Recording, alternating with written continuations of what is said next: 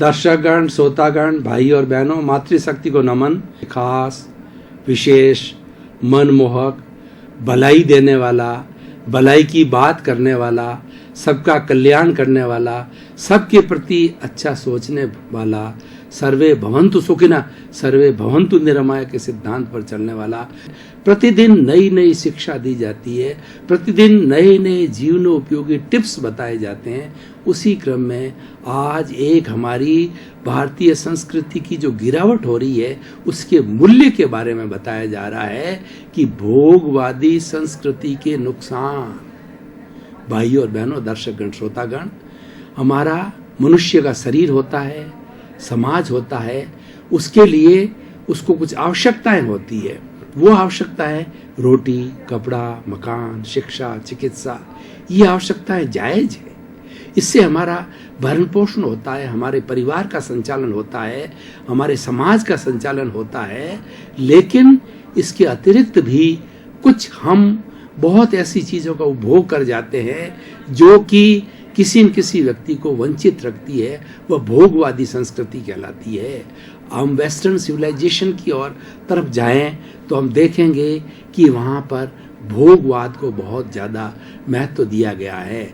वहाँ ईट, drink and B Mary पर बहुत ज़्यादा कंसंट्रेशन की गई है, क्योंकि वहाँ की जो संस्कृति है वो भोगवादी संस्कृति है और वो सेंसुअल प्लेजर्स पर आधारित होती है। लेकिन भारतीय संस्कृति जो है उससे आगे बढ़कर है। हम लोग केवल सेंसुअल प्लेजर्स तक नहीं रुके हैं, इंद्रिय सुख के परे भी जो है हम एक सुख मानते हैं। वो प्रज्ञा का सुख है, वो आत्मा का सुख है, वो भीतरी जगत का सुख है, वो संतोष का सुख है। उस सुख को हमने प्रारंभ से चखा है। हमारे ऋषि मुनियों ने आज से 5,000 10,000 पहले उस सुख का जो है उन्होंने उस सुख को भोगा, उस भीतरी अध्यात्म के सुख को जिया। और उन्होंने कहा कि जो बाहर के हमारे सेंसुअल प्लेजर्स हैं, इंद्रिय सुख है, वो बाहर के सुख भीतर के सुख के मुकाबले 0.1% भी नहीं है। और ये वास्तव में सही भी है। हमारा जो बाहर का जगत है, जो इंद्रियों का जगत है, बहुत सीमित है। हम कितना दूर देख पाएंगे, 100 फुट, 200 फुट, 500, 1000 फुट।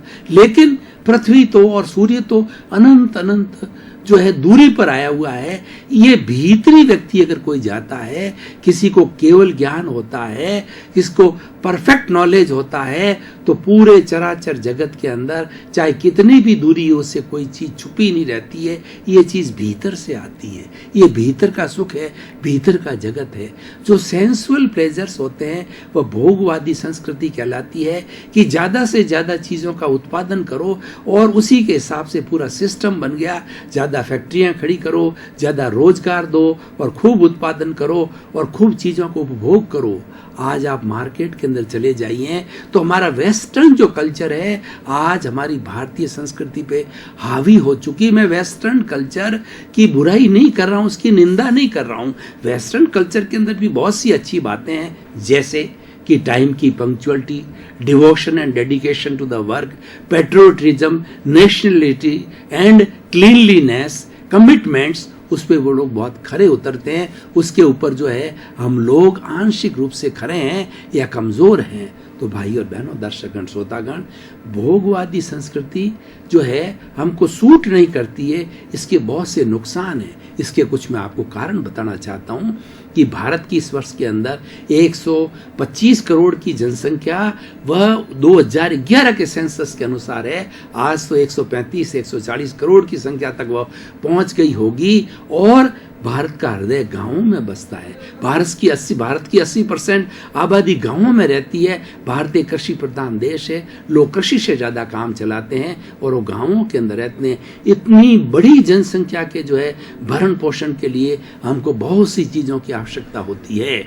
और ज्यादा जनसंख्या होने के कारण हमारे पास साधन सीमित है, हमारे पास जमीन ही उतनी है और हमारे पास में साधन ही उतना ही है। इसीलिए भारतवर्ष के अंदर पॉवर्टी बहुत ज्यादा है, क्योंकि सबको सभी चीजें मुहैया नहीं हो रही है।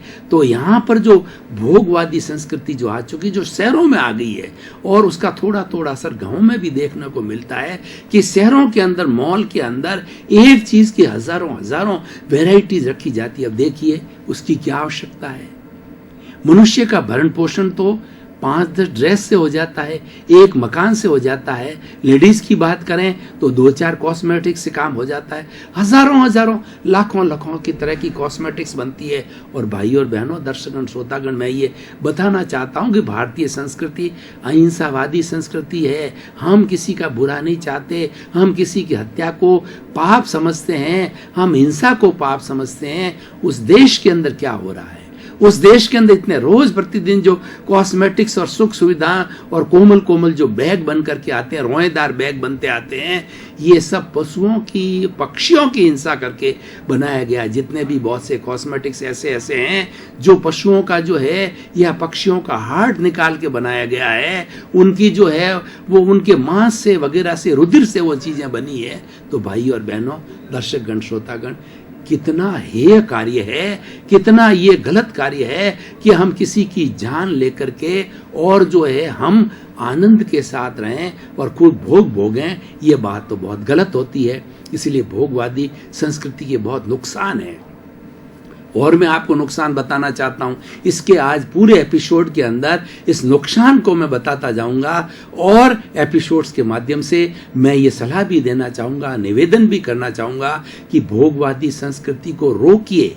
और भोगवादी संस्कृति नहीं रुकती है तो आप तो कम से कम इच्छा परिमाण कीजिए। जो चीजें सारी मार्केट में आ गई है वो सब खरीद करके जो हमें हमारे घर में लाने की कोई आवश्यकता नहीं है। देखिए, भोगवादी संस्कृति का सबसे बड़ा क्या नुकसान होता है कि इससे हमारी इच्छाएं बहुत बढ़ जाती है। जैसे उदाहरण के तौर पर व्यक्ति को समय देखने एक घड़ी चाहिए, मोबाइल के लिए एक अच्छा स्मार्टफोन चाहिए। आप 10 तरह के स्मार्टफोन आपने रख रखे हैं, 10-50 तरह की आपके पास गाड़ी हैं, ठीक है। साल भर के अंदर 5-10 ड्रेस चाहिए, 100 ड्रेस हैं। रोज की नई ड्रेस पहनने के लिए, नए जो शूज पहनने के लिए, हर चीज जो है प्रतिदिन नई पहनने के लिए भोगवादी संस्कृति है। और ये संस्कृति बर्बादी की ओर जाती। क्या आपको पता है कि जहां पर 125 क्या 135 140 करोड़ की जनसंख्या रहती है और हमारे ऐसे बहुत से भाई है जो कि उनकी रैन बसेरा नहीं है, रात्रि के अंदर वो फुटपाथ पर जो है सोते हैं, 2 जून की रोटी उनको मुहैया नहीं होती है।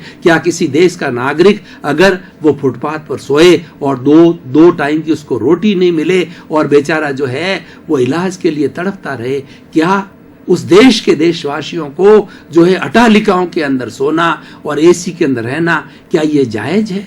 क्या ये बात उचित प्रतीत होती है? क्या आपका भाई नहीं है? क्या आपके देश का वो सदस्य नहीं है? ये क्यों हुआ? ये भोगवादी संस्कृति से हुआ। भोगवादी संस्कृति का और उदाहरण देखिए। भोग ज्यादा से ज्यादा घर के अंदर जो है वस्तुएं रखने से ये लगता है कि इसका स्टेटस बहुत बड़ा है, ये बहुत बड़ा मालदार व्यक्ति है, ये बहुत बड़ा जो व्यक्ति जो है मैन ऑफ दी जो हाई जो है एटीट्यूड का, मैन ऑफ दी हाई जो ग्रेड का है, ये नई जो है वो फैशन वाला व्यक्ति है। इस तरीके की बातें उसको समाज मूल्यांकन करता है। लेकिन भाई और बहनों, व्यक्ति की पूजा गुणों से होती है, व्यक्ति की पूजा बाह्य चीजों से नहीं होती है। घर को सजा कर रखने से कुछ नहीं होता है, भीतर को सजाना चाहिए। जितना हमारा भीतर का अंतःकरण, हमारी आत्मा जितनी शुद्ध होगी और हम किसी दूसरे के लिए अच्छा चिंतन करेंगे, दूसरों के लिए दान करेंगे, दूसरे के प्रति अच्छी भावना रखेंगे और किसी को हम कष्ट नहीं देंगे। सबसे बड़ी बात हमारी भारतीय संस्कृति की विशेषता है कि हे प्रभु, हे मेरे भीतर विराजमान शुद्ध आत्मा भगवान, वो मेरे मन से, वचन से, काया से, 84 लाख जीवा योनि से किसी भी प्राणी को मेरे द्वारा किसी तरह का कष्ट न हो, ऐसी मुझे सद्बुद्धि दो, ऐसी मुझे शक्ति दो, ऐसी मुझे जागृति दो। हम ये चिंतन करते हैं, हमारी ये संस्कृति है। तो ये संस्कृति कब कायम रहेगी? जब हम भोगवादी संस्कृति को रोकेंगे, जब हम इच्छा परिमाण करेंगे, जब हम अपनी आवश्यकताओं को अधिक नहीं बढ़ाएंगे। ठीक है, हमारी जायज आवश्यकता है, वो तो शरीर के लिए चाहिए, हम पूर्ति करते ही हैं, उसकी कोई मनाही नहीं है, वो नीड कहलाती है। लेकिन नीड के अतिरिक्त जो है घर के अंदर बहुत सी वस्तुओं को रखना, और भोगवादी संस्कृति को मैं कहना चाहूंगा ये ग्रीड की ओर इशारा करती है। और ग्रीड एक नुकसानदायी तत्व है। ग्रीड के अंदर हमारी सोसाइटी के अंदर बहुत बड़ा असंतुलन हो जाता है, अमीर और गरीब के बीच के अंदर खाई हो जाती है और लोगों लोगों को जो है शोषण बहुत होने लग जाता है। तो भाई और बहनों, दर्शकगण, श्रोतागण, हम भारतीय संस्कृति के जो लोग हैं वो सर्वोदय में विश्वास करते हैं कि भारत के हर नागरिक का समान उदय हो, भारत के हर नागरिक को अपना विकास करने के लिए समान अवसर मिले। भारतीय संस्कृति के हर नागरिक को जो है, जो हमारी बेसिक फैसिलिटी, रोटी, कपड़ा, मकान, शिक्षा, चिकित्सा है, वह हर सदस्य को मिलनी चाहिए। और ये हमारे संविधान में भी लिखा हुआ है और संविधान इस बात की गारंटी देता है। सरकार इसीलिए बनती है और सरकार के कानून भी इसीलिए बनते हैं कि भारत का हर नागरिक जो उसकी बेसिक फैसिलिटी है वो उसको मुहैया होनी चाहिए। और हमारे भाइयों को जो है वो जो फुटपाथ पे नहीं सोना पड़े, कड़कड़ाती सर्दी के अंदर नहीं सोना पड़े, भिक्षा नहीं मांगनी पड़े, हमें रोजगार के साधन बढ़ाने चाहिए और हमें हर व्यक्ति को शिक्षा और चिकित्सा मिलनी चाहिए। जब व्यक्ति को अच्छी शिक्षा मिलेगी तो वो अपने आप अपना भरण पोषण कर लेगा।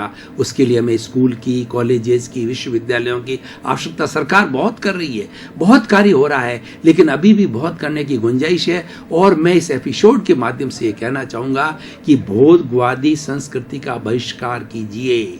बड़े बड़े जो मॉल्स आ रहे हैं, एक वैरायटी की हजार वैरायटी आ रही है। कुछ मल्टीनेशनल कंपनी जो कि पूंजीवादी कंपनियां कहलाती है, वो कुछ ही लोग जो है अपना पॉकेट भरते हैं, करोड़पति, अरबपति। मैं किसी की निंदा नहीं करता हूं, लेकिन भारतवर्ष के अंदर 25-50 ऐसी बड़ी बड़ी कंपनियां हैं जो आज अरबों खरबों के अंदर खेलती है। उनका रहने का स्तर देखिए कि अगर उनके रहने के स्तर, उनके मकान को देखें, हजारों लोगों का पेट पल सकता है। प्रतिदिन जो खर्च करते हैं उससे हजारों लोगों को भोजन मिल सकता है। तो भाई और बहनों, लिमिटेड लोगों के अंदर जो है वह सुख जाना और बहुत से लोग वंचित रहना, ये कहाँ का न्याय है। प्रकृति भी इस चीज को माफ नहीं करती है और प्रकृति ने भी इसकी व्यवस्था की है। मैं आपको भोगवादी संस्कृति के बहुत से नुकसान आज गिनाने वाला हूं। एक बहुत बड़ा नुकसान इस ये है, प्रतिस्पर्धा बढ़ती है। हम देखते हैं कि हमारा भाई जो है वो कितनी महंगी ड्रेस पहने हुए हैं, कितना महंगा भोजन कर रहा है, कितनी महंगी गाड़ी के अंदर जा रहा है, कितना महंगा मोबाइल हो रहा है। उसको हम तरसते हैं कि हमारे पास में 2000 रुपए का मोबाइल नहीं है। मोबाइल को छोड़िए, दो टाइम की जून की रोटी नहीं है। तो वो व्यक्ति उसको देख करके उसके मन में घृणा की भावना आती है, उसके मन में एक टीस पैदा होती है और वो अपराधी बन जाता है। अपराध और नक्सलिज्म क्यों फैलता है कि व्यक्ति का तिरस्कार किया जाता समाज के अंदर। और समाज के अंदर जो भेद है, ये जो है वो गरीब अमीर का भेद है। ये जो है व्यक्ति को नक्सलिज्म और आतंकवादी बनाता। नक्सलिज्म का मूल कारण यह है कि लोगों को अंदर जो है वो कहीं न कहीं पर उसका जो तिरस्कार किया जाता है, उसको सुविधा, उसको अभाव के कारण बनता है, अज्ञान के कारण बनता है। या कुछ स्थितियों के अंदर कुछ लोग ऐसे होते हैं जो लोभ दे देते हैं तो अपने वो जीवन का भी पता नहीं लगता, उसको खरीद लिया जाता है। लेकिन मुख्य बात है अभाव। हमें उस अभाव को मिटाना है। उसको अभाव को मिटाने के लिए हमें भोगवादी संस्कृति के ऊपर जो है बहुत ध्यान देना पड़ेगा। भोगवादी संस्कृति का और नुकसान सुनिए कि हम 24 घंटे ये खरीदें, वो खरीदें, ये लाएं, वो लाएं, ये सुविधा करें, वो सुविधा करें। सुविधा करते करते करते हमने जो है हमारे शरीर को पंगु बना दिया। आज शरीर की स्थिति यह है कि रोटी पकाने की मशीन आ गई है, यानी शरीर को हिलने डुलने की कोई आवश्यकता नहीं। हम बैठे बैठे अपना मोटापा बढ़ा रहे हैं और हमारे शरीर के अंदर जो कैलोरी जा रही है उतनी हम बर्न नहीं करने पा रहे हैं। भारतीय संस्कृति परिश्रम की संस्कृति है। भारतीय संस्कृति सम और श्रम की संस्कृति। सम मतलब समभाव। कोई हमारे साथ बुरा करे तो उसके वापसी के अंदर हम उसके साथ बुरा नहीं करें। और शम का मतलब क्रोध, अहंकार, माया, लोभ, हमारी जो बुराइयां हैं उसका हम शमन करें, उसका नियंत्रण करें, उस पर कंट्रोल करें। और श्रम की संस्कृति, भारतीय संस्कृति कहती है कोई व्यक्ति बिना श्रम किए भोजन करता है तो समाज पर कलंक है। और वो हमारी भारतीय संस्कृति को पाप माना है। हर एक को श्रम करना चाहिए। श्रम करने से हमारा मोटापा जो है वो घटता है। श्रम करने से बॉडी में थकावट आती है और श्रम करने से हमें अच्छी नींद आती है। श्रम के लिए भी इसीलिए कहा गया है इस शरीर को खूब घुमाते रहिए लेकिन मन को स्थिर करिए। मन को घुमाना नहीं है, मन को चंचल नहीं बनाना है, मन को तो स्थिर करना है। एक खूंटे बांधे रखना है इसका मतलब ये है, अगर हमारा मन चंचल नहीं है तो जिस कार्य के अंदर हम लगेंगे उसमें एकाग्र हो जाएंगे और फुल एफिशिएंसी के और बड़े आनंद के साथ काम करेंगे। उसको भावक क्रिया कहा जाता है, उसको वर्तमान में जीना कहा जाता है और उसको सुख की जिंदगी कहा जाता है। इसलिए भाई और बहनों, दर्शकगण, श्रोतागण, भोगवादी संस्कृति के इतने बड़े नुकसान हैं, लेकिन समय की अल्पता को देख करके मैं अब निष्कर्ष की ओर आ रहा हूं। मैं कहना चाह रहा हूं कि भोगवादी संस्कृति जो है ये हमारे देश के अंदर बहुत ज्यादा पनप रही है और इसके लिए हमारी सरकार भी जिम्मेवार है। सरकार ने मल्टीनेशनल इतनी कंपनियों को जो है आह्वान कर दिया, हर बार समिट होते हैं, नए नए MOU होते हैं और बाहर की बड़ी बड़ी लिमिटेड, प्राइवेट लिमिटेड और बड़ी बड़ी कंपनियों को जो है यहाँ दिया जाता है। लेकिन भारत के अंदर अभी भी साक्षरता है, अभी भी पढ़े लिखे कम लोग हैं, तो वो मल्टीनेशनल कंपनी के अंदर किस तरीके से काम करेंगे। यहाँ पर बहुत सा तबका अशिक्षित होने के कारण जो है वो मात्र खेती है या इस तरह पशुपालन है, इस तरीके का ही कार्य कर सकता है, तो वो कार्य हमारा धीरे धीरे घटता जा रहा है। तो समाज के अंदर हमको, सरकार को भी सोचना चाहिए। अब गांव विस्थापित हो रहे हैं, गांव के लोग जो है शहरों की ओर भाग रहे हैं, शहरों के अंदर इतना पोल्यूशन बढ़ गया। दिल्ली को देखिए कि खाने को रोटी नहीं मिल रही है, पीने को पानी नहीं मिल रहा है और वायुमंडल इतना दूषित हो रहा है कि व्यक्ति सांस नहीं ले पा रहा है। इसीलिए उनको बहुत से नए नए प्रयोग करने पड़ रहे हैं, गाड़ियों को एक दिन रोकना पड़ रहा है क्योंकि वो गाड़ियां ज्यादा कार्बन डाइऑक्साइड पॉल्यूशन छोड़ रही है। ये हर शहर की स्थिति बनती जा रही है और इसका सबसे बड़ा कारण ये भोगवादी संस्कृति। हमारे बड़े बड़े कारखाने लग गए हैं और वो मास प्रोडक्शन करते हैं, एक चीज से लाखों चीजों का आइटम बनाते हैं। ये जरूर है कि जितनी हमारी आवश्यकता है पूर्ति होना चाहिए और उसके अलावा हमारा पहले कितना एक्सपोर्ट होता था वो सारा एक्सपोर्ट गिर गया है, अब इंपोर्ट हो रहा है। अब खाने की चीजें जो है हमारी बाहर से आ रही। आज हम देख रहे हैं कि जो हमारा, जब यहाँ पर भारतवर्ष के अंदर ऋतु का जो फल मिलना चाहिए वो आजकल ऋतुओं का प्रश्न है, 12 मास हर फल मिल रहा है, तो ये फल कहाँ से आ रहा है? हमारे जब ऋतु का फल पैदा नहीं हो रहा तो ये आ कहाँ से रहा है? ये विदेशों से आ रहा है, कोल्ड स्टोरेज में रखा गया है, मार्केट में उसको जो वैज्ञानिक पद्धति से पकाया जाता है, उस पर इंजेक्शन देकर के पकाया जाता है, वो भी स्वास्थ्य के लिए खराब है। इस तरीके से हमारा जो है वो इम्पोर्ट बहुत बढ़ गया, जबकि किसी देश के भविष्य के लिए अच्छा है एक्सपोर्ट बढ़ना चाहिए। आज भारत के हर नागरिक के ऊपर बहुत बड़ा कर्जा है और आज हमारी बैंकों की क्या स्थिति हो रही है, बैंकों के अंदर बड़े बड़े घोटाले हो रहे हैं, भारतवर्ष के अंदर भ्रष्टाचार हो रहे हैं। ये सब, इन सब का कारण भोगवादी संस्कृति है कि व्यक्ति ने अपनी इच्छाओं को इतना बढ़ा दिया है, व्यक्ति प्रतिस्पर्धा में आ गया है कि मेरे पड़ोसी के पास के अंदर है, उससे ज्यादा मेरे पास होना चाहिए। अगर उसकी 1 करोड़ का मकान है तो मेरा 10 करोड़ का मकान होना चाहिए। अगर उसके 5 लाख की कार है तो मेरे पास में 20 लाख की कार होनी चाहिए। उसके पास में मोबाइल 5,000 का है तो मेरे पास 50,000 का। इस प्रतिस्पर्धा ने, अब ब्याह शादी के अंदर भी देखिए कि वो फला के बेटी की जो है वो 5 लाख के अंदर शादी हुई, मेरी 50 लाख में होनी चाहिए, 5 करोड़ में होनी चाहिए, 25 करोड़ के अंदर लोग कर रहे हैं। ये भोगवादी संस्कृति है, ये पैसा सारा वेस्ट जाता। उससे होता क्या है? उससे सबसे बड़ा नुकसान ये है, अपने ही भाइयों का शोषण होता है। अब देखिए, प्राणी हिंसा होती है, हमारी बहुत सी प्रजातियां आज गायब हो रही है, पशु पक्षियों को मारा जा रहा है। आज वनों के अंदर रहने वाली बहुत सी प्रजातियां गायब हो गई है, कारण ये कि उनको मार दिया जाता है। और लोभ के कारण, भोगवादी संस्कृति के कारण जो है उसके कई कॉस्मेटिक्स और कई ऐसे रोएदार जो है वो आजकल मार्केट के अंदर पर्स और चीजें आ रही है, वो सब पशु पक्षियों को मार के कराया जा रहा है।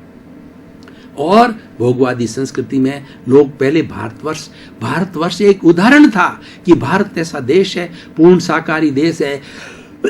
पर आज मुझे ये कहते बहुत ग्लानि हो रही है, दुख हो रहा है कि जो विश्व के 210 कंट्रीज के अंदर जो कहना चाहिए शाकाहारी देश की जो छाप रखता था, उसका 50% आज हिंदुस्तान जो है वो नॉन वेजिटेरियन हो गया है, वो मांसाहारी हो चुका है। तो बंधुओं, हम गर्त की ओर जा रहे हैं और गर्त की ओर जाने के लिए ये जो मुख्य कारण जो उसका है, ये भोगवादी संस्कृति है। उस भोगवादी संस्कृति ने जो हमारी आने वाली संतान है, पीढ़ी है, उसको जो है फास्ट फूड दिया, वो बड़ा नुकसानदायक है। और उन्होंने जो मोबाइल के एक 1 GB के फ्री डाटा दिए, उस डाटा देने से हमारा जो आज बच्चा है, हमारा जो आज युवक है, वो मोबाइल से कभी दूर नहीं हटता है। वो पढ़ता नहीं, कमाता नहीं है, परिश्रम नहीं करता, 24 घंटे मोबाइल लिए बैठा रहता है। और मोबाइल के अंदर वो अच्छी ज्ञान की बातें भी आती, वो नहीं देखता है। आज के जो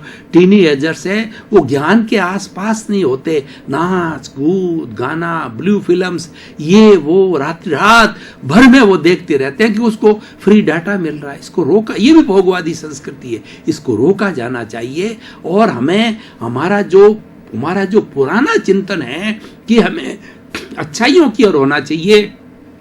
पुराने जमाने के अंदर पूजनीय जो हमारे महात्मा सन्यासी, जो एकदम विनोबा भावे को देखिए, महात्मा गांधी को देखिए, स्वामी विवेकानंद को देखिए, और बड़े बड़े हमारे जितने भी हुए जो संत हुए, महात्मा कबीरदास जी वगैरह, रैदास और रशखान, जितने कवि, और रामधारी सिंह दिनकर, इतने बड़े भारत रत्न हुए, उन सब की जीवनों को उठा के देखिए, उनके चरित्र को उठा के देखिए कि simple living and high thinking, उनकी आवश्यकता बहुत बहुत सीमित हुआ करती थी और बहुत कम सीमित के अंदर वो सारा का, लेकिन उनका भीतर इतना ग्रेड था, उनके विचार इतने हिमालय की तरह जो थे, और उनका चिंतन जो है ना, समुद्र की तरह उनके चिंतन के अंदर गहराई थी। वे सर्वे भवन्तु सुखिनः सर्वे भवन्तु निरामया के लिए काम करते थे। वो परोपकार का काम करते थे, जन जागरण का कार्य करते थे, पुनरुत्थान का कार्य करते थे, और हमारे गिरते हुए मानवीय मूल्यों की सुरक्षा की बात किया करते थे, सामाजिक कुरीतियों की बात करते थे। लेकिन भोगवादी संस्कृति ने सबको लील लिया। आज हम मूल्यों की प्रतिष्ठा नहीं कर रहे हैं। आज जो है हम मात्र जो है अर्थ के रूप में आगे। मैं आपको उदाहरण के तौर पर भाई और बहनों दिखाना चाहता हूं कि 40-50 साल 30 साल पहले जाइए और हम देखते हैं कि एक जो है वो सेंटर के द्वारा एक सर्कल खींचा जाता है। सेंटर के अंदर मनुष्य था। मनुष्य यानी गुणों की पूजा होती थी। मानव वही पूजनीय कहलाता था जिसमें गुण होते थे, और सभी लोग उसको पूजनीय मानते थे, उसकी बात का सत्कार करते थे। और जो हमारा धन साधन, हमारी भोग विलासाती वस्तुएं वो थी, वो हमारी पेरीफेरी पे थी, हमारी परिधि पे थे। लेकिन इस भोगवादी संस्कृति ने क्या किया है कि मनुष्य को तो पटक दिया परिधि में, और परिधि पे जो अर्थ था वो ले आए सेंटर के अंदर। आज ये बाई हुक और क्रुक हर व्यक्ति चाहता है मुझे करोड़पति बनना है, अरबपति बनना है, क्योंकि उसी से मेरी शान है। चाहे मेरे के अंदर कितना ही बुरे हो, चाहे अनर्थ करके वो धन कमावे, क्योंकि प्रति समाज के अंदर मापदंड भी जो है वो अर्थ का हो गया। इस चीजों को हमें रोका जाना चाहिए। ये चीजें सुख देने वाली नहीं है, आनंद देने वाली नहीं है, क्योंकि हम सभी जानते हैं कि ये शरीर नश्वर है। ये कोई भी व्यक्ति, nobody is immortal in the world, everybody is mortal. One day with the finish of the Ayush karma, one has to go, one has to vanish from this world. जब ये शरीर जाने वाला है तो इसकी शरीर की इतनी सुरक्षा और शरीर को इतना जो सजाने से क्या अर्थ था। आप सजाइए तो भीतर को सजाइए, भीतर को सुंदर कीजिए, पॉजिटिव थिंकिंग कीजिए। इसीलिए मैं मेरे विद्यार्थियों को हमेशा 3 सलाह देता हूं कि थिंक पॉजिटिव, डू पॉजिटिव और बी पॉजिटिव। व्यक्ति के विचार जो है बहुत सुंदर होने चाहिए, व्यक्ति के विचार बहुत पॉजिटिव होने चाहिए। हमको दुख में से सुख निकालने की कला आनी चाहिए। हर व्यक्ति के साथ में सुख और दुख आता है, क्योंकि पूरे दिन के अंदर कभी धूप आती है, छांव आती है। उसी तरीके से हमारे जीवन में भी दुख आते हैं, सुख आते हैं, क्योंकि टू स्ट्रगल इज लाइफ, संघर्षी जीवन है। दर्शकगण, श्रोतागण, भाई और बहनों, आपका बहुत बहुत धन्यवाद। आप प्रतिदिन कार्यक्रम को सुनते हो, देखते हो, इसकी समीक्षा करते हो। कार्यक्रम आज जो टॉक ऑफ द टाउन बना हुआ है, सर्वे भवन्तु सुखिनः सर्वे भवन्तु निर्मया हमारा उद्देश्य है, जगत कल्याण हमारा उद्देश्य है। इसी क्रम में आप सभी के प्रति मंगल भावना, शुभकामना। आपका जीवन आनंदमय हो, सुखमय हो, प्रेममय हो, शांतिमय हो, आध्यात्ममय हो, धर्ममय हो, और खूब आप परोपकार कर समाज की सेवा करते रहें। आपके प्रति शुभकामना।